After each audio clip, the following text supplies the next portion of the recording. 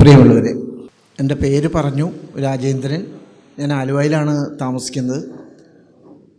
സുധീഷ് മാസ്റ്ററായിട്ട് എനിക്ക് വർഷങ്ങളായിട്ടുള്ളൊരു പരിചയമുണ്ട്. ആദ്യമായിട്ട് യുക്തിവാദ സംഘത്തിൻ്റെ പ്രസിഡൻറ്റ്, ഇതിൻ്റെ മറ്റ് ഭാരവാഹികൾ എല്ലാവരെയും ഞാൻ ഈ സ്വതന്ത്ര ഇതിൻ്റെ 3ാമത്തെ പതിപ്പിൽ ഇങ്ങനൊരു വിഷയം എടുക്കാൻ ശ്രമിച്ചതിന് ഞാൻ അഭിനന്ദിക്കുന്നു. ഈ വിഷയം കേട്ടും പലർക്കും മടുത്തു കഴിഞ്ഞു. അപ്പോഴാണ് നിങ്ങൾ ഈ വിഷയം ഏറ്റവും അനുയോജ്യമായ സമയത്ത് കൈകാര്യം ചെയ്യുന്നത് എന്നുള്ളത് വളരെ സന്തോഷകരമാണ്. നാം ഏറ്റവും കൂടുതൽ ജനാധിപത്യം എന്ന വാക്ക് കേൾക്കാൻ പോവുകയാണ് ഈ വരുന്ന മാസങ്ങളിൽ. ജനാധിപത്യം ഈ വിരലിൻ്റെ അറ്റത്തൊരു പൊട്ടുകുത്തുന്ന സംഭവമായി ഒതുങ്ങുന്ന കാലത്ത് അതിൻ്റെ ഉള്ളടക്കം മനസ്സിലാക്കി അതിനകത്ത് ഇടപെടാൻ ജനങ്ങൾ ശീലിക്കേണ്ടതുണ്ട്.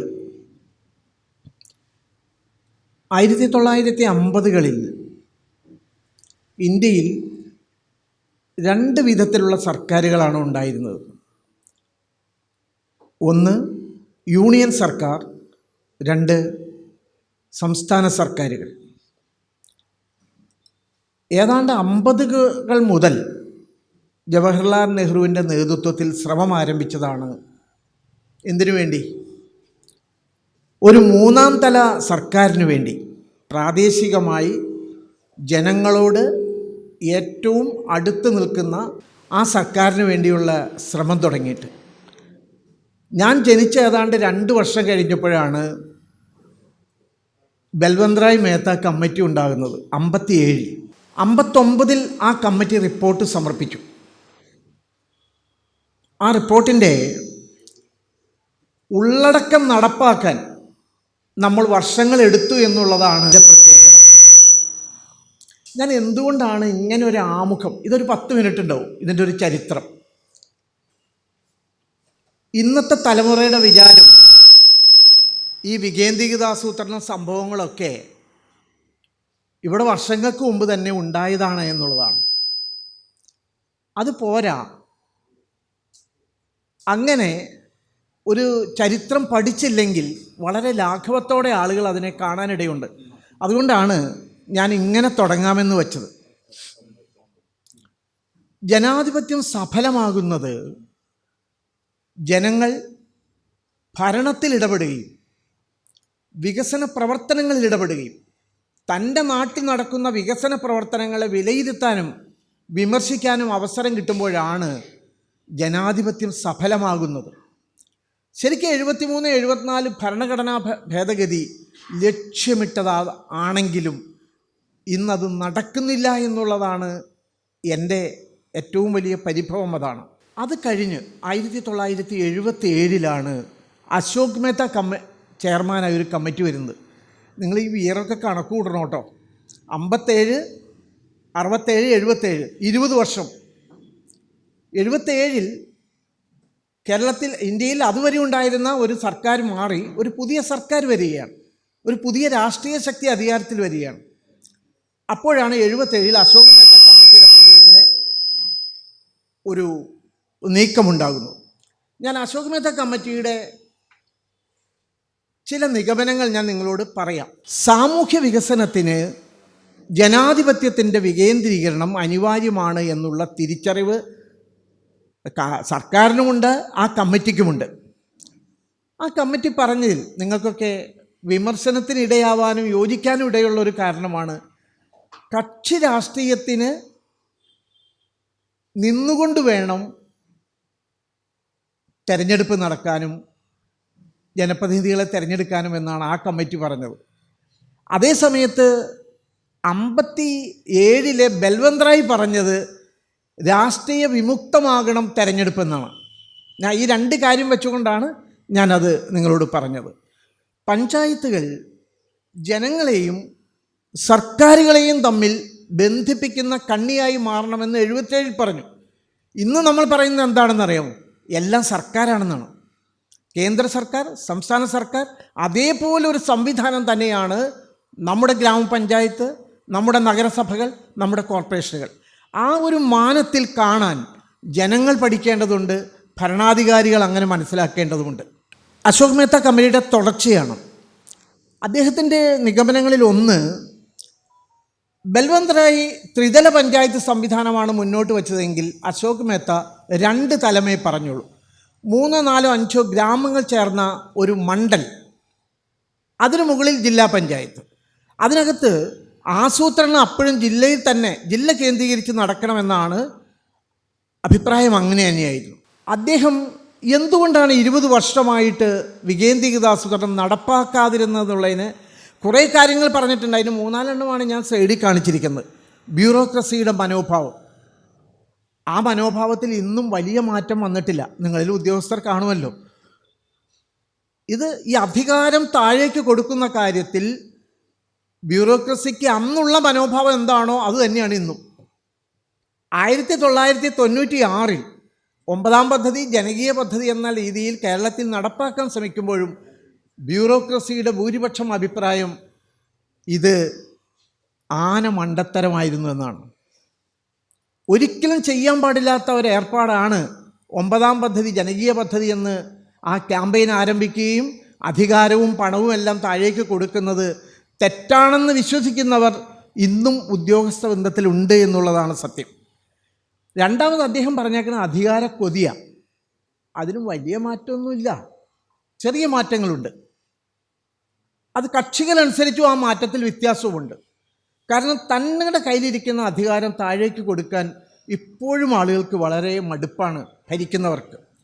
അഴിമതി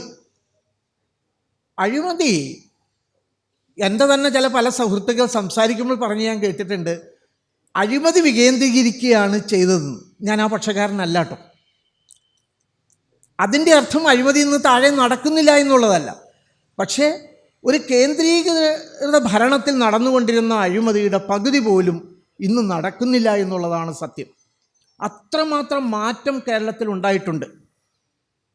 3, വിഭവദാരിദ്ര്യം. ഈ പണം താഴേക്ക് കൊടുക്കണമല്ലോ. 57-ഉം 77-ഉം ഒക്കെ അനുഭവിക്കുന്ന സാമ്പത്തികമായ ബുദ്ധിമുട്ടുകളും ചെറുതല്ല. എങ്ങനെ പഞ്ചായത്തുകൾക്ക് ഈ പണം താഴേക്ക് കൊടുക്കും? ഇച്ഛാശക്തിയില്ലായ്മ. ഞാൻ ഇത് ഒന്നാമത് പറയും. കാരണം എന്താണെന്ന് വെച്ചാൽ, സാമൂഹ്യ വികസനത്തിന് അധികാര വികേന്ദ്രീകരണം വേണമെന്ന് പറഞ്ഞാൽ അതിൻ്റെ അർത്ഥം എന്താ? നമ്മുടെ നാട്ടിൽ കർഷകൻ്റെ ജീവിതത്തിൽ മാറ്റമുണ്ടാകാൻ, സ്ത്രീകളുടെ ജീവിതത്തിൽ മാറ്റമുണ്ടാകുവാൻ, ഭിന്നശേഷിക്കാരുടെ, വയോജനങ്ങളുടെ, കുട്ടികളുടെ, ഇവരുടെയൊക്കെ ജീവിതത്തിൽ മാറ്റമുണ്ടാകണമെങ്കിൽ അതിന് അധികാരം വികേന്ദ്രീകരിക്കണമെന്നാണ് പറയുന്നത്. ഈ വിഷയങ്ങളിൽ വേവലാതിയുള്ള ഒരു ഭരണകൂടത്തിന് ഈ ഇച്ഛാശക്തി പണ്ടേ ഉണ്ടാകേണ്ടതായിരുന്നു. ആ ഇച്ഛാശക്തി ഇല്ലാതെ വരുന്നതിൻ്റെ കാരണങ്ങളാണ് ഞാൻ മുമ്പ് നിരത്തിയ പല കാരണങ്ങളും. 1977 അശോക് മേത്ത കമ്മിറ്റിയിൽ അന്ന് EMS കൂടി അംഗമായിരുന്നു. ആ കമ്മീഷൻ്റെ നടത്തിപ്പ് സമയത്ത് തന്നെ EMS ചില വിയോജനക്കുറിപ്പുകൾ മുന്നോട്ട് വച്ചിരുന്നു. അതിനകത്ത് അദ്ദേഹം മുന്നോട്ട് വെച്ചൊരു കാര്യമാണ് പ്രതിരോധം, കറൻസി, വാർത്താവിനിമയം തുടങ്ങിയ, വിദേശകാര്യം തുടങ്ങിയ ഈ വിഷയങ്ങൾ മാത്രം, എന്ന് വെച്ചാൽ 4 വിഷയങ്ങൾ, അതുമാത്രം കേന്ദ്ര സർക്കാരിൻ്റെ കയ്യിൽ മതി. EMS മുന്നോട്ട് വെച്ചൊരു നിർദ്ദേശം അതാണ്. അന്നും സമ്മതിച്ചില്ല, ഇന്നും ആരും സമ്മതിക്കില്ല. 73-74 ഭരണഘടനാ ഭേദഗതി കൊണ്ടുവന്നതിൻ്റെ ക്രെഡിറ്റ് ആർക്കാ? അത് നരസിംഹറാവുവിനാ. ഇന്ത്യ അന്ന് ഭരിച്ചിരുന്ന ഇന്ത്യൻ നാഷണൽ കോൺഗ്രസ്സിന്. ഇപ്പോഴും പറയുന്നത് അങ്ങനെയാണ്. ഏത് വകുപ്പാണ് സംസ്ഥാനങ്ങൾക്ക് വിട്ടുകൊടുത്തത് കേന്ദ്രം?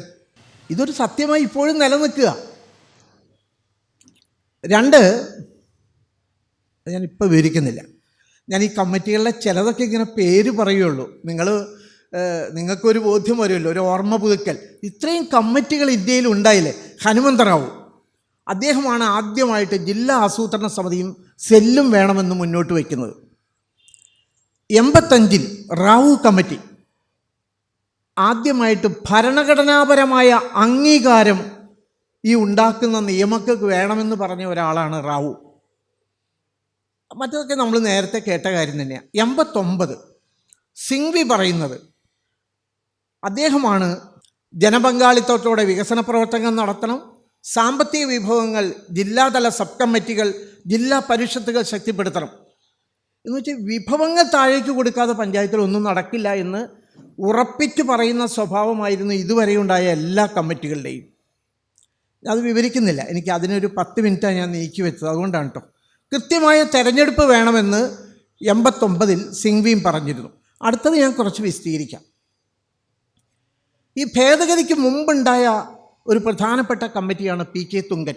അദ്ദേഹം പഞ്ചായത്തുകളും നഗരസഭകളും വികസന പ്രവർത്തനങ്ങളുടെ കേന്ദ്രമാകണമെന്ന് ഇത്ര ക്ലാരിറ്റിയോട് പറഞ്ഞ ആദ്യത്തെ കമ്മിറ്റി അംഗം തുങ്കനാണ്. വികസന പദ്ധതികൾ ഈ 3 തലങ്ങളിലും നടക്കണം. നമ്മുടെ ഇടയ്ക്കുള്ള കമ്മിറ്റിക്കാരൊക്കെ പറഞ്ഞതിൽ അത് ജില്ലയിൽ നടക്കണം, ബ്ലോക്കിൽ നടക്കണമെന്നാണ് പറഞ്ഞതെങ്കിൽ ഗ്രാമപഞ്ചായത്തിൽ നടക്കണം, നഗരസഭയിൽ നടക്കണം, ബ്ലോക്കിൽ നടക്കണം, ജില്ല, ഇത് പറഞ്ഞത് തുങ്കൻ കമ്മിറ്റിയാണ്. ജനങ്ങൾക്ക് നേരിട്ട് ആസൂത്രണത്തിൽ പങ്കാളിയാവാൻ കഴിയണം. ഇത് ചെറിയ മാറ്റമല്ല. ഇതൊക്കെ ഡൽഹിയിലോ തിരുവനന്തപുരത്തോ ഇരുന്ന് ഏതെങ്കിലും AC ഹോട്ടലുകളിരുന്ന് ആലോചിച്ചിരുന്ന കാര്യങ്ങൾ സാധാരണ കർഷകനെ ആസൂത്രണ സമിതിയിൽ പങ്കാളികളാക്കണമെന്ന് പറഞ്ഞ വിപ്ലവകരമായ ഒരു മാറ്റമാണ് ഈ തുങ്കൻ കമ്മിറ്റി മുന്നോട്ട് വച്ചത്. സ്ഥാപനങ്ങൾക്ക് സ്വതന്ത്രമായ ധനസ്രോതസ്സുകൾ വേണം. ഇന്നും അത് മുഴുവനും ആയിട്ടില്ല കേട്ടോ. പഞ്ചായത്തുകൾക്ക് അവരുടെ വികസന പ്രവർത്തനങ്ങൾക്ക് ആവശ്യമായ ധനസ്രോതസ്സുകൾ സ്വന്തമായി കണ്ടുപിടിക്കാനുള്ള സ്വാതന്ത്ര്യം കൊടുക്കണമെന്ന് ആവശ്യപ്പെട്ട ഒരു കമ്മിറ്റിയാണത്. മാത്രമല്ല, സംസ്ഥാന വിഹിതത്തിൻ്റെ ഒരു നിശ്ചിത വിഹിതം എല്ലാ വർഷവും അത് പഞ്ചായത്തുകൾക്ക് കൈമാറണം. ഈ 96-ന് മുമ്പ് എങ്ങനെയായിരുന്നു എന്നറിയോ? ഏത് പഞ്ചായത്ത് പ്രസിഡൻ്റോ ഭരണസമിതിയാണോ ശക്തിമാൻ, അവർക്ക് തിരുവനന്തപുരത്ത് എന്ന് ഫണ്ട് പഞ്ചായത്തിലേക്ക് കൊണ്ടുവരാം. ഇന്നതിന് മാറ്റം വന്നു, ഞാനത് പിന്നീട് പറയാം. പഞ്ചായത്ത് തലത്തിൽ സ്ഥിരം ഉദ്യോഗസ്ഥരും സാങ്കേതിക വിദഗ്ധരും വേണം. നിങ്ങളിൽ ഏതാണ്ട് എൻ്റെ പ്രായമുള്ളവരും ഒക്കെ ഉണ്ടല്ലോ ഇതിനകത്ത്. അന്നത്തെ പഞ്ചായത്ത് ഓഫീസ് 500 സ്ക്വയർ ഫീറ്റും 1000 സ്ക്വയർ ഫീറ്റും ആയിരുന്നു ഒരു പഞ്ചായത്ത് ഓഫീസിൻ്റെ ഏരിയ. അതിനകത്തിരിക്കാനുള്ള സ്റ്റാഫ് ഉണ്ടായിരുന്നില്ല. ഇന്ന് ഞാൻ പോകുന്ന പഞ്ചായത്ത് 13,000 സ്ക്വയർ ഫീറ്റാണ്. ആ സ്റ്റാഫിന് ഇരിക്കാൻ അവിടെ സ്ഥലമില്ല. ഇപ്പോഴും നമ്മൾ ആവശ്യപ്പെടുന്നത് എന്നാണെന്നറിയാമോ? ഇനിയും സെക്രട്ടേറിയറ്റിലും മറ്റു പല വകുപ്പിലും വെറുതെ ഇരിക്കുന്ന ഉദ്യോഗസ്ഥരെ പുനർവിന്യാസം നടത്തി ഇങ്ങോട്ട് വിടണമെന്നാണ് പറയണത്. പണി മുഴുവൻ പഞ്ചായത്തിലാണ് നടക്കുന്നത്. അത് അന്നേ ഇദ്ദേഹം പറഞ്ഞു, തുങ്കൻ കമ്മിറ്റി പറഞ്ഞു. ഞാൻ ഇതൊരിക്കൽ പറഞ്ഞതാണ്, ജനപങ്കാളിത്തവും ഉത്തരവാദിത്വവും. എന്നുവെച്ചാൽ നിങ്ങൾക്ക് ആരോടാണ് കമ്മിറ്റ്മെൻറ്റ്? നിങ്ങൾ ആരോടാണ് ഉത്തരവാദിത്വം കാണിക്കേണ്ടത്? ഗാന്ധി നെഹ്റുവുമായിട്ടുള്ള ഒരു സംവാദത്തിൽ, സ്നേഹസംവാദത്തിൽ ഗാന്ധി നെഹ്റുവുമായി ഒരു കാര്യത്തിൽ തർക്കിക്കുന്നുണ്ട്. നിങ്ങളുടെ ഈ വികസന പ്രവർത്തനങ്ങളോട് എനിക്ക് യോജിക്കാൻ കഴിയില്ല. അപ്പോൾ നെഹ്റു പറയുന്നുണ്ട്, എന്താണ് അതിന് അങ്ങ് കാണുന്ന കുറവുകൾ എന്താണ്? ഇത് പണക്കാരെ വീണ്ടും പണക്കാരാക്കുകയും ദരിദ്രനെ വീണ്ടും ദരിദ്രനാക്കുകയും ചെയ്യുന്നുവെന്നാണ് ഗാന്ധിയുടെ വാദം. അപ്പോൾ നെഹ്റു പറയുകയാണ്, അങ്ങനെ ദരിദ്രരാകുന്ന ആളുകൾക്ക് വേണ്ടി നമ്മൾ പ്രത്യേക ക്ഷേമ പ്രവർത്തന പദ്ധതികൾ ആസൂത്രണം ചെയ്തിട്ടുണ്ട്. അപ്പോൾ ഗാന്ധി നെഹ്റുവിനോട് പറയുന്നത് അത് തന്നെയാണ് അതിൻ്റെ കുറവ്. സാധാരണ ജനങ്ങൾക്ക് പ്രത്യേക ക്ഷേമ പദ്ധതികൾ വേണ്ടി വരുന്നു എന്നുള്ളത് തന്നെയാണ് നിങ്ങളുടെ വികസന പ്രവർത്തനങ്ങളുടെ ദിശയിലെ കുറവുകളായിട്ട് ഞാൻ കാണുന്നത് എന്ന് ഗാന്ധിയും നെഹ്റുവുമായിട്ടുള്ള സംവാദത്തിൽ നടക്കുന്നതാണ്. ഇതാണ് ഇവിടെ പറയുന്നത്. നിങ്ങൾ സ്ത്രീകളെ, പിന്നോക്ക വിഭാഗങ്ങളെ, മത്സ്യത്തൊഴിലാളികളെ, തുണിക്കടയിൽ, പെട്രോൾ പമ്പിൽ ജോലി ചെയ്യുന്ന തൊഴിലാളികളെ, ഇവരെയെല്ലാം നിങ്ങൾ കാണാതെയാണോ നിങ്ങളുടെ വികസന പ്രവർത്തനം നടക്കുന്നത്? ഇതാണ് തുങ്കൻ കമ്മിറ്റി മുന്നോട്ട് വച്ചത്. തദ്ദേശ സ്വയംഭരണ സ്ഥാപനങ്ങളിലെ അംഗങ്ങൾക്കും ജീവനക്കാർക്കും പരിശീലനം ഇന്ന് വേണ്ടുവോളം നടക്കണ ഒരു കാര്യമാണ്. അന്നത് ഉണ്ടായിരുന്നില്ല. പരിശീലനം ഏക്കണ്ടോ ഇല്ലയോ എന്നുള്ള കാര്യം നിങ്ങൾ വിലയിരുത്തിയാൽ മതി. പഞ്ചായത്തുകൾക്കും മുനിസിപ്പാലിറ്റികൾക്കും ഭരണാധികാരങ്ങൾ നിയമപരമായി ഉറപ്പാക്കണം. ഇപ്പോൾ ഉറപ്പാക്കിയിട്ടുണ്ട്. എല്ലാം ആയിട്ടില്ലെങ്കിലും ഇപ്പോഴത് ഉറപ്പായിട്ടുണ്ട്. ഞാൻ ഇന്ത്യയുടെ കാര്യം മാത്രമാണല്ലോ പറഞ്ഞേ. അപ്പോൾ കേരളത്തിൽ എന്ത് നടന്നു എന്ന് നിങ്ങളും ചോദിക്കുന്നുണ്ടാവും. പെട്ടെന്ന് പറയും ഞാൻ, നിങ്ങൾക്ക് ഇതിൻ്റെ ഓർമ്മയിൽ കാണുമെന്നുള്ളൂ. 1957 ഐക്യ കേരളത്തിൻ്റെ ആദ്യ മന്ത്രിസഭ. ആ മന്ത്രിസഭയുടെ ആദ്യ മന്ത്രിസഭയിലെ തീരുമാനമാണ് ഭരണപരിഷ്കാര കമ്മീഷൻ. അതിൻ്റെ ചെയർമാൻ EMS ആണ്. ആ തീരുമാനം നടപ്പാക്കുന്നതിന് മുൻപേ ആ മന്ത്രിസഭയെ പിരിച്ചുവിട്ടു എന്നുള്ളതാണ്. കാരണം അന്ന് കേന്ദ്ര സർക്കാർ ഭയന്നിരുന്നു മുഴുന്ന ഒരു സർക്കാരായിരുന്നു കേരളം അന്ന് ഭരിച്ചിരുന്നത്. സകല ബില്ലുകളെയും അവർ ഭയപ്പെട്ടിരുന്നു എന്നുള്ളതാണ്. അത് കഴിഞ്ഞ് 64-ൽ ആർ ശങ്കറാണ് എന്നാണ് എൻ്റെ ഓർമ്മ, പഞ്ചായത്ത് യൂണിയൻ കൗൺസിൽ ജില്ലാ പരിഷത്ത് എന്ന് വെച്ചാൽ ഒരു തലത്തിൽ തിരഞ്ഞെടുക്കപ്പെട്ട ജനപ്രതിനിധികൾ ഉണ്ടായിരുന്നില്ല. അപ്പോൾ ബ്ലോക്കിലേക്ക് വരുമ്പോൾ പഞ്ചായത്തിൽ നിന്ന് വരുന്ന ജനപ്രതിനിധികളും ബ്ലോക്കിലെ ആളുകളും ചേർന്ന് ഭരിക്കുന്ന ഒരു സംവിധാനം, ബ്ലോക്കിൽ നിന്ന് വരുന്ന ആളുകളെ ചേർത്ത് ജില്ല ഭരിക്കുന്ന ഒരു സംവിധാനം, അതാണ് അന്നുണ്ടായിരുന്നത്. 71-ൽ ഇത് വളരെ നമ്മളൊക്കെ കേരളത്തിൻ്റെ വളർച്ചയിൽ പഠിക്കേണ്ട ഒരു ഇതാണ് ഈ വർഷം. 1971-ൽ കേരള ജില്ലാ ഭരണ ബില്ല് വരുന്നു. ഞാനത് പെട്ടെന്ന് പറയാം. 79-ലാണ് ജില്ലാ കൗൺസിൽ ബില്ല് പ്രസിഡന്റ് ഒപ്പിടുന്നത്. 89-ലാണ് 79-ൽ പ്രസിഡന്റ് ഒപ്പിടണു. അതിൻ്റെ തെരഞ്ഞെടുപ്പ് നടക്കുന്നത് 89-ൽ. നിങ്ങൾ ജില്ലാ കൗൺസിൽ ഓർക്കുന്ന ആരെങ്കിലും ഉണ്ടാവുമോ? ഒന്ന് കൈവക്കാമോ? കേരളത്തിൽ ജില്ലാ കൗൺസിൽ തെരഞ്ഞെടുപ്പ് നടന്നത് ഓർക്കുന്നുണ്ട് ആരും ഇല്ലേ? അത് കൈവക്കാൻ മടിയായിട്ടോ? ഓർക്കാതിരിക്കാൻ പറ്റുമല്ലോ, നിങ്ങളുടെയൊക്കെ ഒരു പ്രായം എനിക്ക് ഊഹിക്കാൻ കഴിയുമല്ലോ. ഓക്കെ. സത്യം പറഞ്ഞ ഇന്നത്തെ ജില്ലാ പഞ്ചായത്ത് അതിൻ്റെ സ്കെൽറ്റനാണ്. ജില്ലയിലുള്ള എല്ലാം ഈ ജില്ലാ കൗൺസിലിൻ്റെ കീഴിലായിരുന്നു. എൻ്റെ ഓർമ്മ ശരിയാണെങ്കിൽ ആദ്യത്തെ അതിൻ്റെ പ്രസിഡൻ്റ് ഒരു വനിതയായിരുന്നു. എന്താണ് അതിൻ്റെ ഗതികേട്? ഏതാണ്ട് 14-ൽ 13 സ്ഥലത്തും ജില്ലാ കൗൺസിൽ ഒരു പ്രത്യേക രാഷ്ട്രീയ പാർട്ടിക്കായിരുന്നു. അടുത്ത സർക്കാർ കേരളത്തിൽ ഭരിക്കാൻ വന്നു, ആ ബില്ല് മരവിപ്പിച്ചു, ആ ജില്ലാ കൗൺസിൽ പിരിച്ചുവിട്ടു. കേരളത്തെ എത്ര പുറകോട്ട് കൊണ്ടുപോയി എന്നറിയാമോ ആ പിരിച്ചുവിടൽ? അങ്ങനെ കേരളത്തിലെ ജനങ്ങൾ കേരളത്തിൻ്റെ വികസന പ്രവർത്തനങ്ങളെ വിലയിരുത്താൻ പഠിക്കാത്തത് വലിയ അപകടമാണ് എന്നുള്ളതാണ്. അല്ലാതെ നമ്മളൊരു റോഡോ അല്ലെങ്കിൽ ഒരു വിമാനത്താവളമോ അല്ല പ്രശ്നം. ജനകീയമായി തെരഞ്ഞെടുത്ത ഒരു ഭരണസമിതിയെ സുന്ദരമായി അങ്ങോട്ട് മരവിപ്പിച്ചു. കേരളത്തിലാവട്ടെ ഒരു സഹകരണ സംഘത്തെ പിരിച്ചുവിടുന്ന പ്രതിരോധം പോലും ആ കാര്യത്തിൽ ഉണ്ടായില്ല എന്നുള്ളതും എനിക്ക് അനുഭവമാണ് എന്നുള്ളതാണ്. പിന്നെയാണ് 94-ൽ Kerala panchayat act, municipal act നിലവിൽ വരുന്നത്. അപ്പോൾ ഞാൻ ആ തുങ്കൻ എന്ന് പറയുന്ന റിപ്പോർട്ടിനെ തുടർന്നാണ്, നരസിംഹറാവുവാണ് അന്ന് പ്രധാനമന്ത്രി ഇന്ത്യയുടെ, 92-ൽ രാജ്യസഭ ലോകസഭ പാസാക്കുന്നു, 93-ൽ രാഷ്ട്രപതി ഒപ്പിടുന്നു, 94 April Kerala panchayat Raj municipal act നിലവിൽ വരുന്നു. അന്ന് മുഖ്യമന്ത്രി കരുണാകരനാകണം. നിലവിൽ വരുന്നു. 95-ൽ കേരളത്തിൽ തെരഞ്ഞെടുപ്പ് നടക്കുന്നു. 95 ഒക്ടോബർ 2-ാം തീയതിയാണ് പുതിയ ജനപ്രതിനിധികൾ ആവുന്നത്. നിങ്ങളതിൻ്റെ ഈ രണ്ട് കാലഘട്ടം തമ്മിലുള്ള പ്രധാന വ്യത്യാസം, കേരളത്തിൽ ഇന്ന് 20 ലോകസഭാ അംഗങ്ങളും 9 രാജ്യസഭാ അംഗങ്ങളുമാണുള്ളത്. അപ്പം 144 MLA-മാരുടെയും കൂടി എത്രയായി? കണക്ക് കൂട്ടിക്കോങ്ങൾ. അന്ന് ആ തെരഞ്ഞെടുപ്പ് നടക്കുമ്പോൾ അതിലൂടെ ജയിച്ചു വരുന്നത് 18,000 ജനപ്രതിനിധികളാണ്. എന്ന് വെച്ചാൽ ഈ നാട്ടിലെ ജനങ്ങളുടെ കാര്യങ്ങളിൽ ശ്രദ്ധ വയ്ക്കാൻ 18,000 ജനപ്രതിനിധികളാണ് ഉണ്ടാവുന്നത്. ഇപ്പോൾ ഈ തെരഞ്ഞെടുപ്പ് കഴിയുമ്പോൾ 23,612 ജനപ്രതിനിധികളാണ് ജില്ലാ, ബ്ലോക്ക്, പഞ്ചായത്ത് തലത്തിൽ ഉണ്ടാകാൻ പോകുന്നത്. ഞാൻ പറയാൻ ഉദ്ദേശിച്ചൊരു കാര്യം ഇപ്പോഴാണ് പറഞ്ഞേക്കാം. നിങ്ങൾ ഈ വിഷയം വച്ചതിനും അങ്ങനെ ഒരു ഉദ്ദേശം കാണും. കാരണം ആ ജയിച്ചു വരുന്ന ആളുകൾ എങ്ങനെയുള്ളവരാണ് എന്നുള്ളിടത്താണ് ഇതിൻ്റെ വിജയിക്കുന്നത്. ഈ കാര്യത്തെ ഉൾക്കൊണ്ട് ഈ സാധാരണ മനുഷ്യരുടെ ജീവിതം ഉള്ളിൽ വച്ചുകൊണ്ട് എനിക്ക് കിട്ടിയ ഈ അധികാരം പ്രയോഗിക്കാൻ കഴിയുന്നവരായിരിക്കണം അവർ. അങ്ങനെയുള്ളവരെ തിരഞ്ഞെടുക്കണം. ഞാൻ സമയമുണ്ടെങ്കിൽ അവസാനം ചില കാര്യങ്ങൾ പറയാം. അതാണ് നിങ്ങളുടെ ഈ കൂടിയിരിപ്പിൻ്റെ പ്രത്യേകത. പഞ്ചായത്തിനെക്കുറിച്ച് ഒന്നും അറിയാത്തവർ, വികേന്ദ്രീകൃത ആസൂത്രണത്തെക്കുറിച്ച് ഒന്നും അറിയാത്തവർ, അങ്ങനെയുള്ള ആളുകളെ നിർത്തിയാൽ ജയിച്ചു വരുന്നൊരു സംസ്ഥാനമാണ് കേരളം. അതുണ്ടാകാതിരിക്കണമെങ്കിൽ എന്ത് ചെയ്യണം?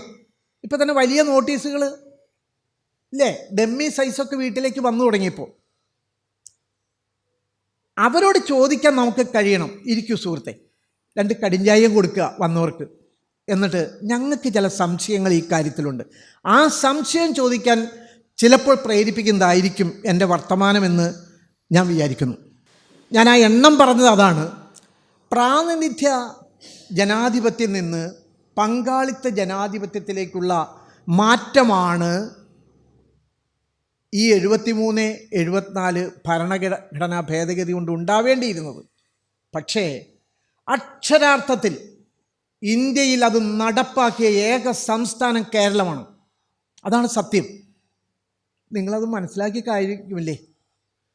വേറെ ഒരു ഇന്ത്യൻ സംസ്ഥാനവും ആ ഭരണഘടനയെ ഉൾക്കൊണ്ടുകൊണ്ട് ഇതൊന്നും താഴേക്ക് കൊടുക്കാൻ തയ്യാറായിട്ടില്ല. വേറെ സൈഡിൽ അത് വരുന്നതുകൊണ്ടാണ് ഞാനത് വിവരിക്കാത്തത്. ഇവിടെ തന്നെയുണ്ട്.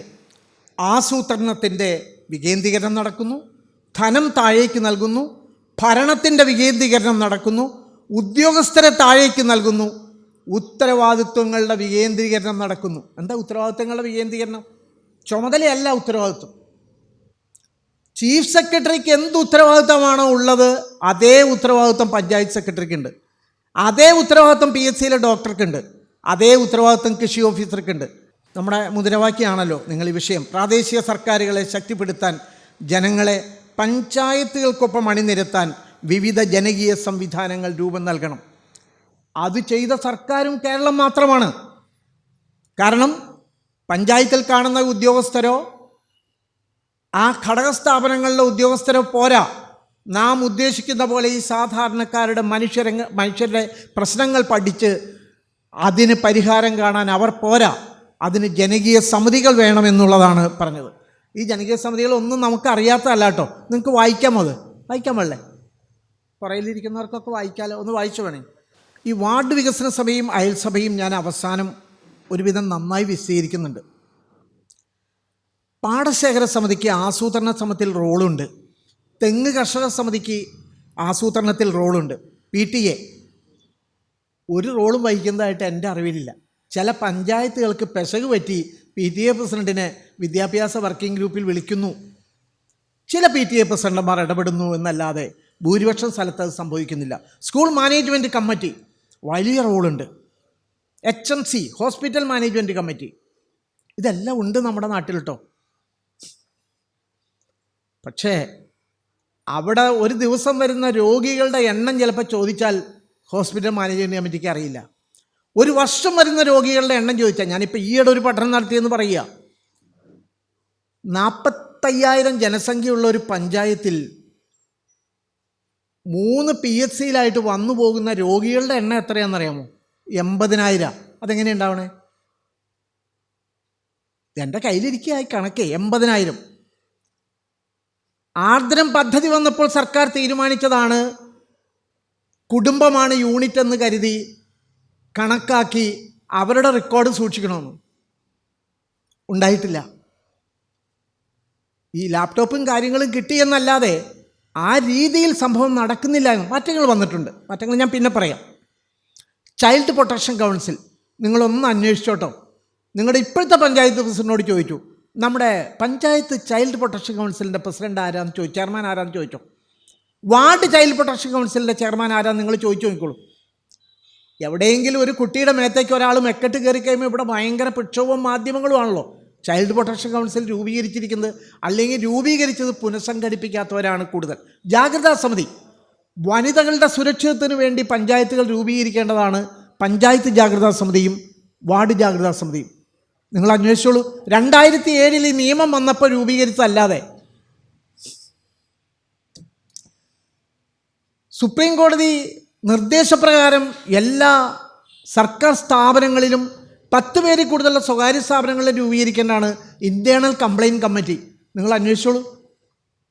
ഞാൻ 15 വർഷം മുമ്പ് എൻ്റെ പഞ്ചായത്തിൽ അന്വേഷിച്ചു. വളരെ രസമായിരുന്നു ആ കമ്മിറ്റിയുടെ അവസ്ഥ.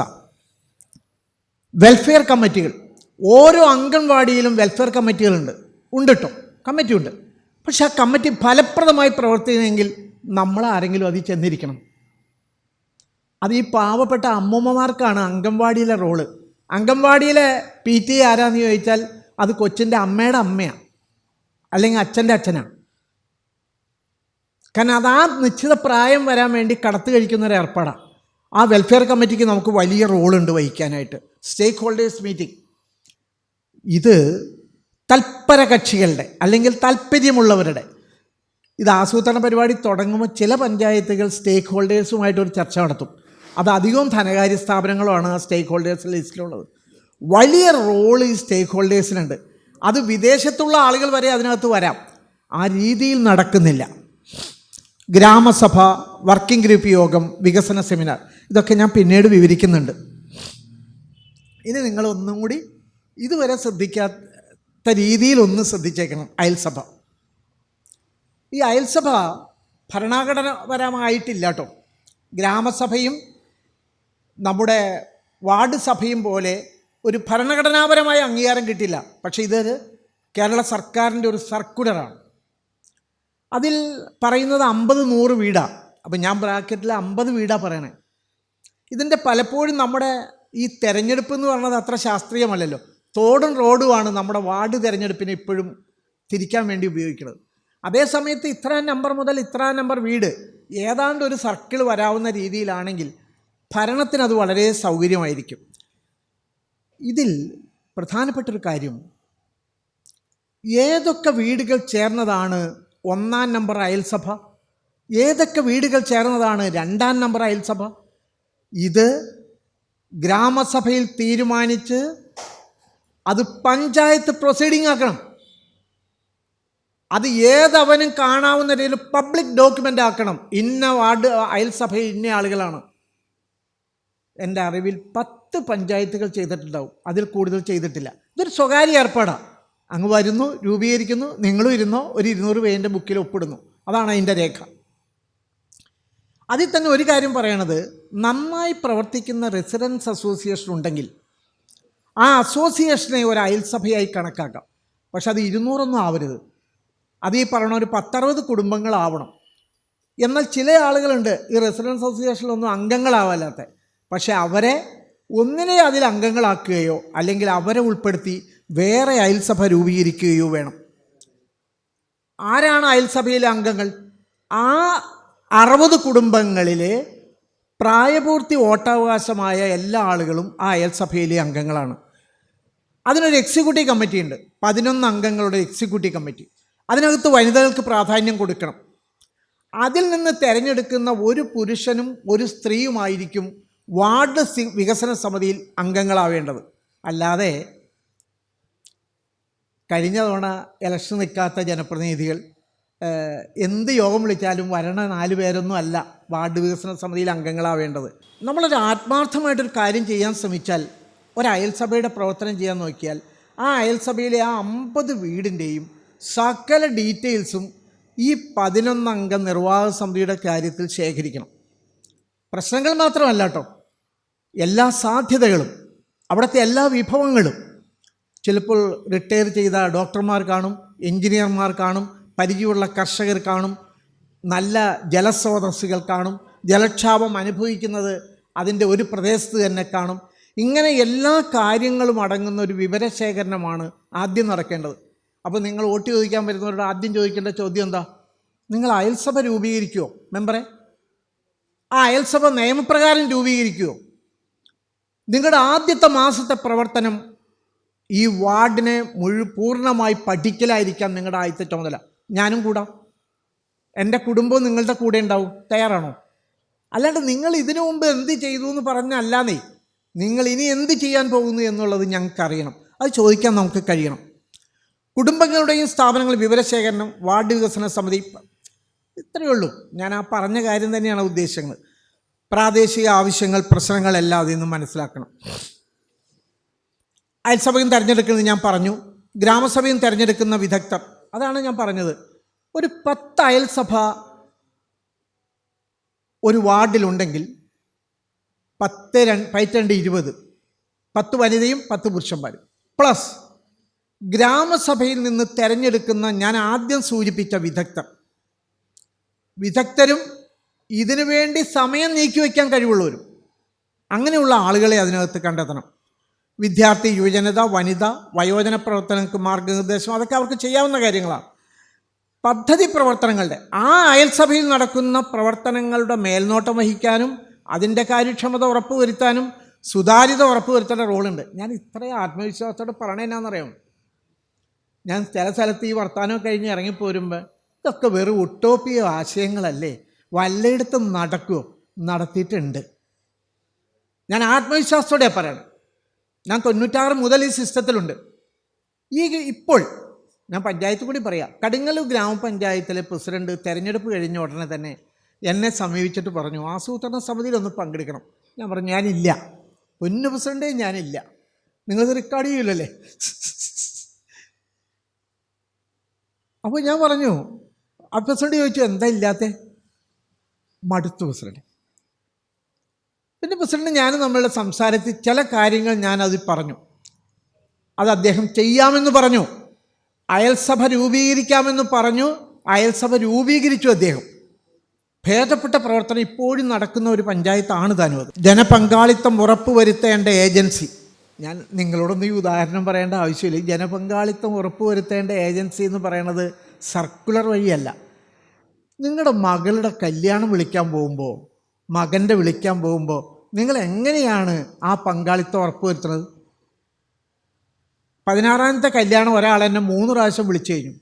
ഇന്നലെ വേറൊരു കല്യാണത്തിന് ചെന്നപ്പോൾ അവിടെ ഭാര്യയും ഭർത്താവും വന്ന് വിളിച്ചു. എന്തിനാ?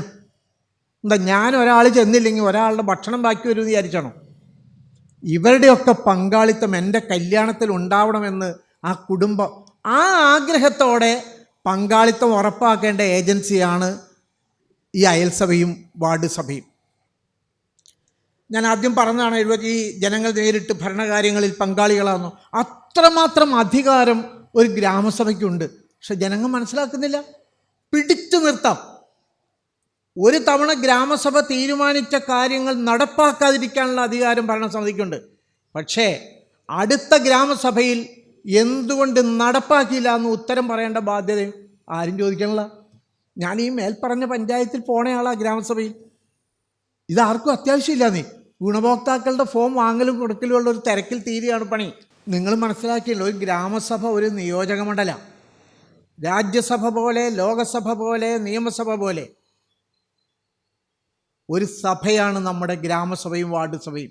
ഭരണവും വികസന പ്രവർത്തനങ്ങൾ വിലയിരുത്താൻ, പരിശോധിക്കാൻ ഒരു സാമ്പത്തിക വർഷം അവിടെ നമ്പർ വിട്ടുപോയിട്ടുണ്ട്. അതും ഒരു തമാശയാണത്. 2 തവണ തുടർച്ചയായി ഗ്രാമസഭ ചേരാതിരുന്നാൽ ആ ജനപ്രതിനിധിയുടെ മെമ്പർ സ്ഥാനം നഷ്ടപ്പെടുമായിരുന്നു. വടക്കെങ്ങാണ്ട് 2 പഞ്ചായത്തിൽ 2 തവണ തുടർച്ചയായി ചേർന്നില്ല. 2 ജനപ്രതിനിധികളുടെ സ്ഥാനം നഷ്ടപ്പെടുമെന്നായപ്പോൾ സർക്കാർ ഇതിൽ വെള്ളം ചേർത്തു. ഈ നിയമത്തിൽ അത് 3 ആക്കി കൊടുത്തു. മനസ്സിലായോ? 3 മാസം കൂടുമ്പോൾ ഒരു ഗ്രാമസഭ ചേരണം. വർഷത്തിൽ 4 ഗ്രാമസഭ.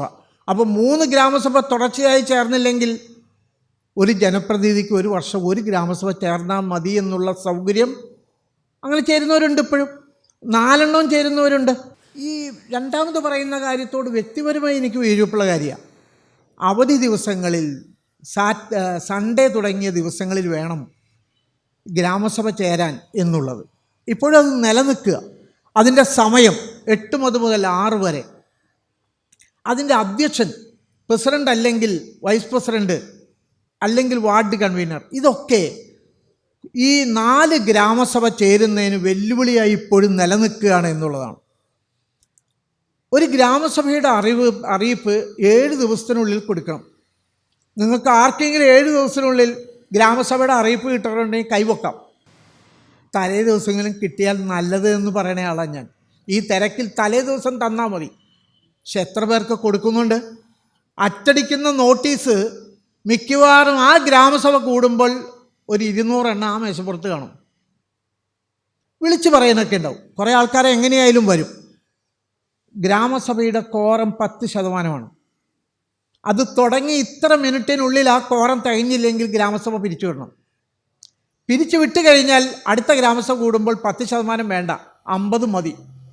അപ്പം ഞാൻ ചില ആളുകളോട് പറയും, നിങ്ങൾ 10% തികഞ്ഞില്ല എന്ന് പറഞ്ഞ് 60 പേരുള്ള ഗ്രാമസഭ പിരിച്ചുവിടറ്റോ, കാരണം പിന്നെ 50 മതി.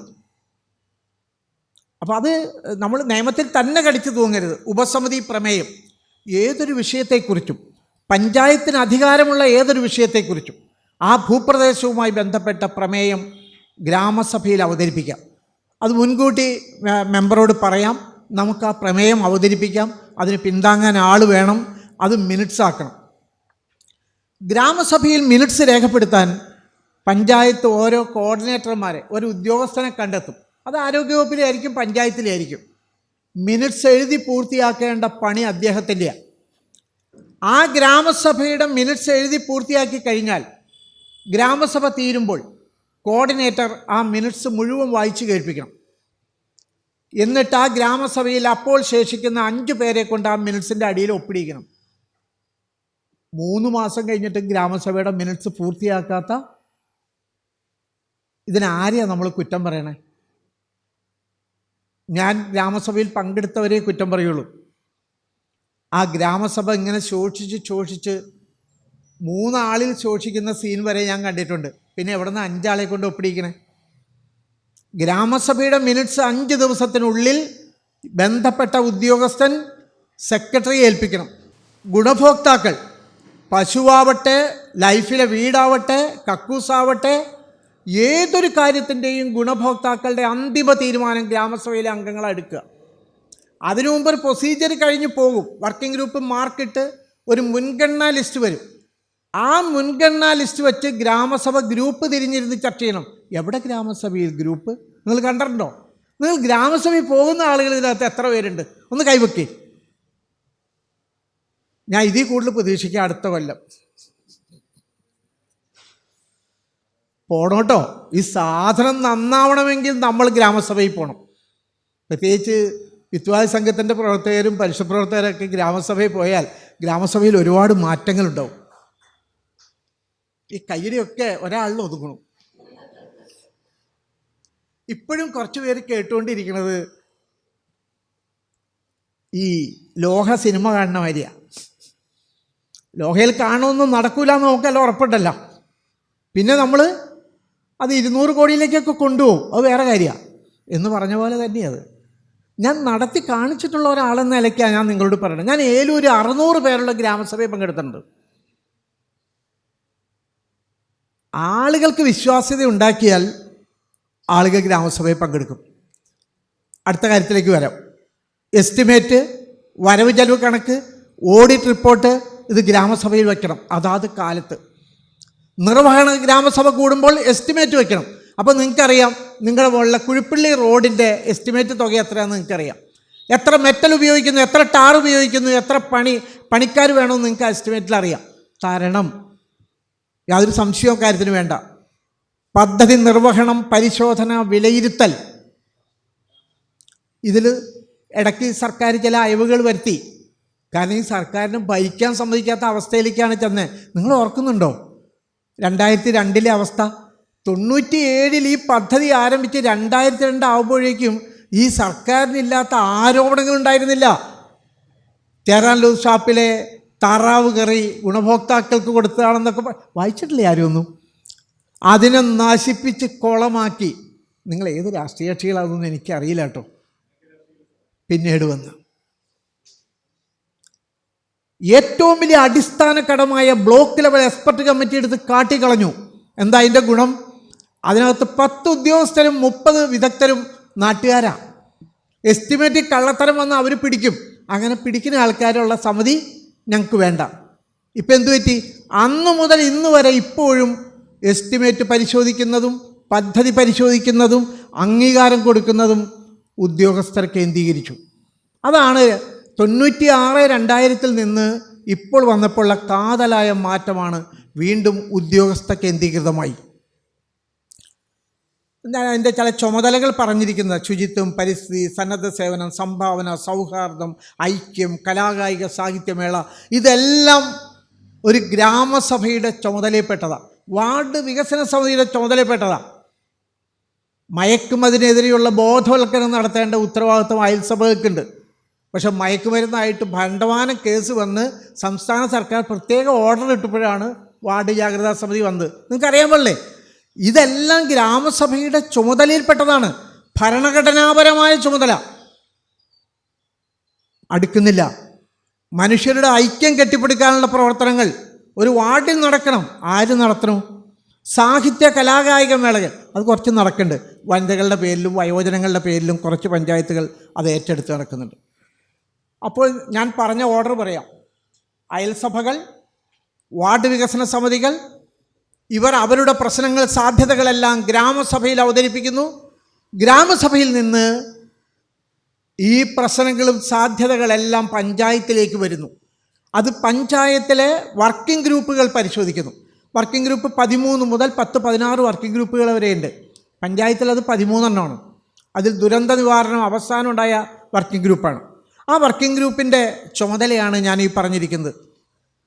ഗ്രാമസഭയിൽ നിന്ന് കിട്ടിയ നിർദ്ദേശങ്ങളെ പരിശോധിക്കുക. ആ പരിശോധനയുടെ അടിസ്ഥാനത്തിൽ സ്റ്റേക്ക് ഹോൾഡേഴ്സുമായിട്ടുള്ള ചർച്ച, സ്റ്റാറ്റസ് റിപ്പോർട്ട് തയ്യാറാക്കുക. ഒരു 75% പഞ്ചായത്തിൻ്റെ കയ്യിൽ അങ്ങനെ ഒരു സംഭവമില്ല. എൻ്റെ ബാഗിന് ഇപ്പം തന്നെ നല്ല കനമായതുകൊണ്ടാണ്, അല്ലെങ്കിൽ ഞങ്ങൾ 400 പേജുള്ള ഒരു സ്റ്റാറ്റസ് റിപ്പോർട്ട് നിങ്ങളെ ഞാൻ കാണിച്ചു തന്നെ. ആ പഞ്ചായത്തിലെ A to Z വിവരങ്ങൾ അടങ്ങുന്ന ഒരു 400 പേജുള്ള സ്റ്റാറ്റസ് റിപ്പോർട്ട്. ഈ പുതിയ ഭരണസമിതി അധികാരത്തിൽ വന്ന് ആദ്യം ചെയ്യേണ്ടത് സ്റ്റാറ്റസ് റിപ്പോർട്ടാണ്. അത് ഈ അയൽസഭ മുതൽ അത് തുടങ്ങണം. ജനങ്ങൾ നേരിടുന്ന പ്രശ്നങ്ങൾക്ക് അതൊക്കെ ഞാൻ പറഞ്ഞതാണല്ലോ, ആവശ്യം, വിവരലഭ്യത, മുൻഗണന, പദ്ധതി രൂപീകരണം, അതൊക്കെ അവർ ചെയ്യേണ്ടതാണ്. ഈ വർക്കിംഗ് ഗ്രൂപ്പിന് അവർക്കൊരു ദിശാബോധം നൽകലും അവരുടെ പ്രവർത്തനങ്ങളെ നിയന്ത്രിക്കുകയും ചെയ്യുന്നതാണ് ആസൂത്രണ സമിതി. ഞാനേതാണ്ട് 10-15 വർഷമായിട്ടൊരു ആസൂത്രണ സമിതി തുടർച്ചയായി പ്രവർത്തിച്ചുകൊണ്ടിരിക്കുന്ന ആളുമാണ്. അത് സ്റ്റാൻഡിംഗ് കമ്മിറ്റിക്ക് വേണ്ട ഇൻപുട്ടുകൾ കൊടുക്കുക, പദ്ധതി നിർദ്ദേശങ്ങളെ പ്രോജക്റ്റാക്കി കൊടുക്കുക, അതിനെ എല്ലാവരുടെ ഒരു ഏകോപനം. കാരണം ശുചിത്വം വർക്കിംഗ് ഗ്രൂപ്പ് ചെയ്യുന്ന പണി തന്നെ വേറൊരു വർക്കിംഗ് ഗ്രൂപ്പ് ചെയ്യരുത്. അതിൻ്റെയൊക്കെ ഒരു ഏകോപനവും സംയോജനവും ഒക്കെ നടത്തേണ്ടത് ആസൂത്രണ സമിതിയുടെയാണ്. ഞാൻ കൂടുതലത് വിവരിക്കുന്നില്ല. ഞാൻ അടിയിൽ ആ നീലമഷിക്ക് കാണുന്ന കാര്യമുണ്ടല്ലോ, അത് തന്നെ ഒരു 5 സ്ലൈഡ് ഉണ്ടായിരുന്നു, ഞാനത് ഒഴിവാക്കിയതാണ്. ഈ പഞ്ചായത്ത് ഭരണസമിതി, വാർഡ് സമിതി, അയൽസഭ എന്ന് പറഞ്ഞ പോലെ തന്നെ ഒരു ശക്തമായ സംവിധാനമുണ്ട് കുടുംബശ്രീക്ക്. CDS, ADS, അയൽക്കൂട്ടം. അവർ ഒന്ന് വേണമെന്ന് വെച്ച് പ്രവർത്തിച്ചാലുണ്ടല്ലോ, ഈ അയൽസഭ ചെയ്യുന്ന അതേ പണി തന്നെ പഞ്ചായത്ത് ഓഫീസിലെത്തും ഈ അയൽക്കൂട്ടം വഴി. അത് 10 വീടിന് ഒരാളാണ്. 10 വീടാണ് ഒരു അയൽക്കൂട്ടം. ഞാൻ അത്രേ പറയുന്നുള്ളൂ. പക്ഷെ അവരൊരുപാട് നല്ല കാര്യങ്ങൾ ചെയ്യുന്നുണ്ട്, ഒരുപാട് സംരംഭങ്ങൾ നടത്തുന്നുണ്ട്. ഏതാണ്ട് എൻ്റെ അറിവ് ശരിയാണെങ്കിൽ 20 കോടി മുതൽ 50 കോടി രൂപ വരെ ടേൺ ഓവറുള്ള കുടുംബശ്രീകളുണ്ട്. ഒരു പഞ്ചായത്തിലാണെന്ന് ഓർക്കണം കേട്ടോ. ഇപ്പോഴും ഇതിൽ വലിയ പ്രതീക്ഷ അർപ്പിക്കുന്ന ഒരു സംഘത്തിലെ പ്രവർത്തകനാണ് ഞാൻ. സുധീർ സാർ പറഞ്ഞല്ലോ, ഞാൻ 40 വർഷമായി ശാസ്ത്രാധിപത്യത്തിൽ പ്രവർത്തിക്കുന്നു.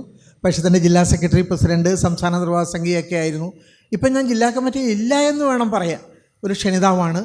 എന്നാലും അതിൻ്റെ പരിസരം വികസന വിഷയസമിതിയിൽ പ്രവർത്തിക്കുന്നുണ്ട്. ഞാൻ അവസാനിപ്പിക്കുകയാണ്. എന്നെ ഇങ്ങനെയൊരു വർത്തമാനം പറയാൻ ക്ഷണിച്ചതിലും നിങ്ങളെല്ലാവരും ഇത്ര ശ്രദ്ധയോടുകൂടി കേട്ടിരുന്നതിലുമുള്ള നന്ദി രേഖപ്പെടുത്തിക്കൊണ്ട് ഞാൻ അവസാനിപ്പിക്കുന്നു. സാറേ, ഈ താഴെത്തട്ടിൽ നിന്നുള്ള ആസൂത്രണം പ്രായോഗികമായിട്ട് ഏതെങ്കിലും പഞ്ചായത്തുകളിൽ നടക്കുന്നുണ്ടോ? ഇപ്പോൾ സാറ് വിവരിച്ച ഒരുപാട് കാര്യങ്ങൾ നമ്മുടെ അടിത്തറയിൽ നിന്ന് തുടങ്ങേണ്ട നമ്മുടെ ഏറ്റവും വലിയ ഭരണഘടനയുടെ ആസൂത്രണ കാര്യങ്ങളാണ് അദ്ദേഹം വളരെ വ്യക്തമായിട്ട്. ഇത് ഒരു ദിവസം തന്നെ നടന്നാൽ ചർച്ചയിലൂടെ പോലും ഞങ്ങൾക്ക് സാധാരണക്കാർക്ക് പൂർണ്ണമായിട്ട് മനസ്സിലാക്കാൻ കഴിയില്ല. എങ്കിൽ ലളിതമായൊരു കാര്യമുള്ളത്, സാറിപ്പോൾ പറഞ്ഞതിനൊക്കെ വിഘാതമായി നിൽക്കുന്നത് നമ്മുടെ ഇന്നത്തെ കക്ഷി രാഷ്ട്രീയമാണ്. സാറ് പറഞ്ഞ ഓരോ വികസനങ്ങളും ഇവിടെ നടക്കുന്നത് കക്ഷി രാഷ്ട്രീയത്തിൻ്റെ പേരിൽ ആളെ ഉണ്ടാക്കാൻ, വകുപ്പ് കൂട്ടാൻ, സമുദായത്തിൻ്റെ പേരിൽ. ഇപ്പോൾ നടക്കാൻ പോകുന്ന തദ്ദേശ സ്വയംഭരണ സ്ഥാപനങ്ങളിലേക്കുള്ള തെരഞ്ഞെടുപ്പിൽ കക്ഷി രാഷ്ട്രീയത്തിന് എന്തെങ്കിലും പ്രാധാന്യമുണ്ടോ? എവിടെയെങ്കിലും പ്രതിപക്ഷ നേതാവോ ഭരണപക്ഷ നേതാവോ ഉണ്ടോ എന്നാണ് എൻ്റെ പ്രധാന ചോദ്യം. പക്ഷേ ഇവിടെ നടക്കുന്നത് മുഴുവനും ഏത് ആസൂത്രണം, സ്കൂൾ PTA യിൽ പോലും അറിഞ്ഞൊറിയാതെയോ കക്ഷി രാഷ്ട്രീയം കടന്നു വന്നിരിക്കുകയാണ്. അതിനെ മുതലാക്കാൻ എങ്ങനെ നമുക്ക് ആരെ നിർത്തിയാൽ, കുറ്റിച്ചൂലിനെ നിർത്തിയാൽ പോലും ആ വോട്ട് നമുക്ക് കയ്യിലടക്കാൻ കഴിയുമെങ്കിൽ ആ രീതിയിലുള്ള വ്യഗ്രതകളും ഓട്ടങ്ങളുമാണ് ഇപ്പം നടന്നിരിക്കുന്നത്. ഒരു ചെസ് കളിയാണ്. അത് അവസാനിപ്പിക്കാതെ നമ്മൾ എന്ത് പദ്ധതി കൊണ്ടായിരുന്നാലും അത് മുന്നോട്ട് പോകുമെന്ന് എനിക്ക് തോന്നുന്നില്ല. അതിൻ്റെ ഇരകളാണ് ഞങ്ങളെല്ലാവരും. അതും കൂടി ഒന്ന് സാധാരണക്കാർക്ക് മനസ്സിലാവുന്ന രീതിയിൽ സാറ് വിശദീകരിക്കണം. ഇന്നലെ ന്യൂസ് മലയാളം ചാനലിലാന്ന് തോന്നുന്നു തിരുവനന്തപുരം കോർപ്പറേഷൻ മേയർ, ആരെയും കണ്ടവരുണ്ടോ? ആര്യ രാജേന്ദ്രൻ അവരായിരുന്നു. അതിന് ഏതാണ്ട് അരമണിക്കൂറോളം വരുമെന്നാണ് ആ പരിപാടി. അപ്പോൾ അതിനകത്ത് അതിൻ്റെ അവതാരക ചോദിച്ചു, ബഹുമാനപ്പെട്ട മേയർ, അടുത്ത് മേയറോട് ചോദ്യങ്ങൾ ചോദിക്കുന്നത് തിരുവനന്തപുരം കോർപ്പറേഷനിലെ പ്രതിപക്ഷ നേതാവ് ഇന്നയാളാണ് എന്ന് ചോദിച്ചു. ഞാൻ ആര്യ രാജേന്ദ്രൻ എന്ന് പറഞ്ഞ ആളെ സമ്മതിച്ചു കൊടുത്തതാണ്. ആ ഉത്തരം കേട്ടവർക്ക് മനസ്സിലാവും. അവരാ ഉത്തരത്തിൽ ബോധപൂർവ്വം ഒരു കാര്യം പറഞ്ഞു. ആ പ്രതിപക്ഷ നേതാവെന്ന് പരിചയപ്പെടുത്തിയ ആളുടെ വാർഡ് നമ്പർ പറഞ്ഞാണ് പരിചയപ്പെടുത്തിയത്. ഏറ്റവും അവസാനം അവർ പറഞ്ഞു, പഞ്ചായത്തിലും കോർപ്പറേഷനിലും നഗരസഭയിലും ഒന്നും പ്രതിപക്ഷമില്ല, എല്ലാം ഭരണകക്ഷികളാണ്. അതെന്തുകൊണ്ടാണ് അങ്ങനെ വരുന്നത്? 21 ജനപ്രതിനിധികളുള്ള ഒരു പഞ്ചായത്തിൽ 4 സ്റ്റാൻഡിംഗ് കമ്മിറ്റികളാണ് ഉള്ളത്. അതിൽ പ്രസിഡൻറ്റിനെ മാറ്റി നിർത്തിയാൽ ബാക്കിയുള്ള 20 പേരും 4 സ്റ്റാൻഡിംഗ് കമ്മിറ്റിയിലെ അംഗങ്ങളാണ്. ഇതിനകത്ത് ജയിച്ചു വരുന്ന കക്ഷികൾ ഏതാണ്ട് തുല്യമോ അല്ലെങ്കിൽ 12-8 വരണമെങ്കിൽ പലപ്പോഴും 2 സ്റ്റാൻഡിംഗ് കമ്മിറ്റിയുടെ ചെയർമാന്മാരാകുന്നത് നാം ആദ്യം ഉദ്ദേശിച്ച തോറ്റ കക്ഷികളുടെ പ്രതിനിധികളുമാവും. ശരിക്കും ഈ 4 സ്റ്റാൻഡിംഗ് കമ്മിറ്റികൾ കൂടി ആലോചിച്ചാണ് അവിടുത്തെ എല്ലാ പ്രവർത്തനങ്ങളും തീരുമാനിക്കുന്നത്. അതുകൊണ്ടാണ് യാന്ത്രികമായി പറയണതല്ല പ്രതിപക്ഷം ഇല്ല എന്ന്. പക്ഷേ പ്രതിപക്ഷം ഇല്ല എന്ന് പ്രതിപക്ഷവും സമ്മതിക്കില്ല, ഭരണപക്ഷവും സമ്മതിക്കാത്ത ഒരു അന്തരീക്ഷമാണ് ഞാൻ കഴിഞ്ഞ 30 വർഷമായി കേട്ടുകൊണ്ടിരിക്കുന്നത്. ഇരിക്കുന്ന സ്ഥലങ്ങളിൽ വരെ വ്യത്യാസമുണ്ട്. അത് ചില ആ വലതുവശം ഇടതുവശം മാറൂലെന്ന്, ഒന്ന് ഇടകലർന്നു പോലും ഇരിക്കില്ല എന്നാണ് ഞാൻ പറഞ്ഞതിൻ്റെ അർത്ഥം. ചില പഞ്ചായത്തുകളിൽ അതിന് മാറ്റമുണ്ട്. ചിലപ്പോൾ ഈ ജഡ്ജിമാരിരിക്കുന്നതിന് സമാനമായിട്ടിരിക്കുന്ന സ്ഥലങ്ങളുമുണ്ട്. ഞാൻ സുധീഷ് സാറേ എഴുന്നേറ്റപ്പോൾ ഞാനൊന്ന് ഭയന്നു. നന്ദിയാട്ടൂന്നത്ത് വെച്ച് എന്നോട് ചോദിച്ച ഒരു സംശയമുണ്ട്, അതങ്ങാണോ ചോദിക്കാൻ പോണേന്ന് വിചാരിച്ചു. എന്താണെന്ന് വെച്ചാലേ, ഈ ജാതിയും മതവും അങ്ങോട്ട് ഇല്ലാണ്ടാക്കാൻ പറ്റുമോ എന്ന് ചോദിക്കണ പോലെ ഒരു ചോദ്യമാണത്. ചിലരുടെ ഉള്ളിൽ ഇത് ബ്ലഡിൽ കലർന്ന പോലെയാണ്. എന്ത് കാര്യം കാണുമ്പോഴും ഇതല്ലേ, അത് നമ്മുടെ ആളല്ലേ എന്ന് തോന്നുന്ന പോലെ ഇത്. പക്ഷെ ഒരു കാര്യം ഞാൻ പറയാം, ഞാനിങ്ങനെ പേര് പഞ്ചായത്തിൻ്റെ എപ്പോഴും പറയണത് ശരിയല്ല എന്നാണ്. ആ പഞ്ചായത്ത് പ്രസിഡൻ്റ് അല്ലായിരുന്നുവെങ്കിൽ ഇപ്പോൾ 5 പഞ്ചായത്ത് പ്രസിഡന്റുമാർ ഈ കാലാവധിയിൽ അവിടെ വന്നേനെ. കാരണം ഈ രാഷ്ട്രീയ വ്യത്യാസമില്ലാതെ അദ്ദേഹത്തിന് ഈ 21 പേരെയും കൊണ്ടു നടക്കാൻ കഴിഞ്ഞു. അങ്ങനെയുള്ള പഞ്ചായത്തുകളുണ്ട്, ഞാൻ ഉറപ്പ് പറയാം. ഇപ്പം മരിച്ചുപോയത് അദ്ദേഹത്തിൻ്റെ പേര് ഞാൻ പറയാം, PS ഗംഗാധരൻ. ജനകീയാസൂരിൻ്റെ ആദ്യകാലത്ത് 5 വർഷം ഭരിച്ച സരള ചേച്ചി മൂത്ത കോൺഗ്രസിൻ്റെ ഒരു നേതാവാണ്. അവിടുത്തെ ഗ്രാമസഭയിൽ ആളെ കൂട്ടാൻ വിളംബര ജാഥ ആദ്യം ഏലൂർ നടത്തിയത് സരള ചേച്ചിയാണ്. സരള ചേച്ചി പിന്നെ നടത്തിയാൽ മറ്റുള്ളവർക്ക് നടത്താതിരിക്കാൻ പറ്റുമോ? അതാണ്, ആ സമീപനമാണ് പ്രശ്നം. ജയിച്ചു വരുന്നത് കക്ഷി രാഷ്ട്രീയത്തിൻ്റെ അടിസ്ഥാനത്തിലായിരിക്കാം, പക്ഷെ പിന്നീടുള്ള കാലം ആ സമീപനം ശരിയാണെങ്കിൽ അങ്ങനെ തന്നെ കൊണ്ടുപോകാം. അത്രയും നിൽക്കട്ടെ. ഞാൻ രണ്ടാമത് മാഷ് ചോദിച്ച ചോദ്യമാണ്. ഉണ്ട്, ഇപ്പോഴും ഉണ്ട്. അതിൽ ഞാൻ പറയുന്ന ഈ കടുങ്ങല്ലൂർ പഞ്ചായത്ത് ആദ്യത്തെ 2 വർഷം അങ്ങനെ തന്നെയാണ് കാര്യങ്ങൾ പോയത്. നിങ്ങൾ വിശ്വസിക്കുമോ? ഗുണഭോക്താക്കളുടെ തെരഞ്ഞെടുപ്പ് വാർഡിലെ സഭയിലിരുന്ന് മാർക്കിട്ട് കൊടുത്തു. 5 വാർഡിൽ കഴിഞ്ഞപ്പോഴേക്ക് ഇടിയായി. സാറ് പറഞ്ഞ പ്രശ്നമുണ്ടല്ലോ, ഈ ഒരേ കക്ഷികളല്ലാത്തതുകൊണ്ട് എല്ലാവരും ഒന്നും സമ്മതിച്ചു കൊടുക്കൂല. പക്ഷേ ഇങ്ങനെയുള്ളവരെ ഞങ്ങൾ തിരഞ്ഞെടുക്കുകയുള്ളൂ എന്ന് വന്നാൽ അങ്ങനെയേ നന്നാവും. നമ്മൾ എവിടെയാണ് കക്ഷി രാഷ്ട്രീയം ഉപേക്ഷിക്കണമെന്ന് പറയുന്നത് അവിടെയൊക്കെ നമുക്ക് കക്ഷി രാഷ്ട്രീയം സ്വീകരിക്കേണ്ടി വരുന്നു എന്ന് ഇപ്പോൾ കേരളം ഭരിക്കുന്ന കക്ഷി തന്നെ ചെയ്യുന്ന ഏറ്റവും വലിയ ഒരു തെറ്റിനെ തെറ്റാണെന്ന് തിരിച്ചറിഞ്ഞാൽ പോലും അത് തെറ്റാണെന്ന് ഒരു സ്ഥലത്ത് വിളിച്ചു പറയാൻ എത്ര പേർ ധൈര്യം കാണിക്കും? കാരണം ആ ധൈര്യം കാണിച്ചാൽ ആ മനസ്സിനെ അങ്ങനെ സ്വീകരിക്കുന്ന എത്ര കക്ഷികൾ ഇവിടെ ഉണ്ട്. അതുകൊണ്ട് തന്നെ ഇത് അങ്ങോട്ട് പറഞ്ഞ മാതിരി ഇങ്ങനെ മൂടി വെച്ച് പോകുന്ന ഒരു പ്രശ്നമുണ്ട്. അതുകൊണ്ടാണ് ഞാൻ പറഞ്ഞത് ബൽവന്ത് റായ് മേത്ത കമ്മിറ്റിയുടെ റിപ്പോർട്ടും അശോക് മേത്ത കമ്മിറ്റിയുടെ റിപ്പോർട്ടും രണ്ട് കാഴ്ചപ്പാട് അവതരിപ്പിക്കുന്നത്.